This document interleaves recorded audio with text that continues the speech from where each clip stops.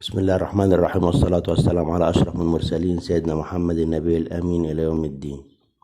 النهاردة معانا جنيه توت اللي هو سنة 2005، الغير قابل للمغناطيس اللي الناس كلها عارفاه. طبعا الجنيه ده يا جماعة يعني ما بيجيبش فلوس كتير زي ما الناس بتقول في مواقع التواصل الاجتماعي.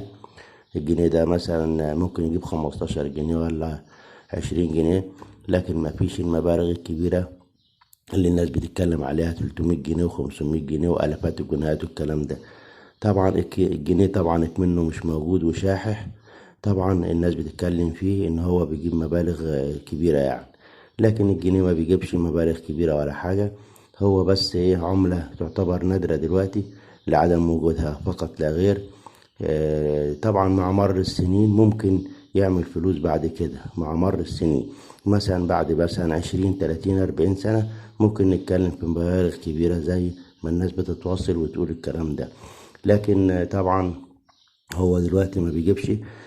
طبعا الناس اللي هي لسه بتجمع عملات الهواة يعني، يا ريت يشيلوا منه الشباب الصغير من 14 15 سنة 20 سنة 30 سنة، يشيلوا من الجنيه دوت.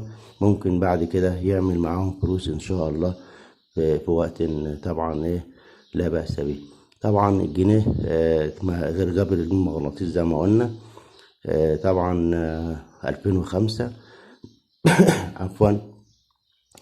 آه، احنا معانا طبعا حوالي 15 قطعة او 20 قطعة من الجنيه ده، لكن ما بتجيبش المبالغ اللي احنا بنسمعها دي على مواقع التواصل. طبعا بيع الجنيهات دي يا جماعة في شارع خالد بن الوليد باسكندرية ومناطق كتير، ومحطة الرمل، شارع خالد بن الوليد وسوق الجمعة آسف في اسكندرية. في القاهرة برضو شارع عبد الخالق ثروت ووسط البلد موجودة الحاجات ديت، وفي خان الخليل وفي الحسين اللي عايز يبيع أو يشتري أي حاجة من الحاجات دي.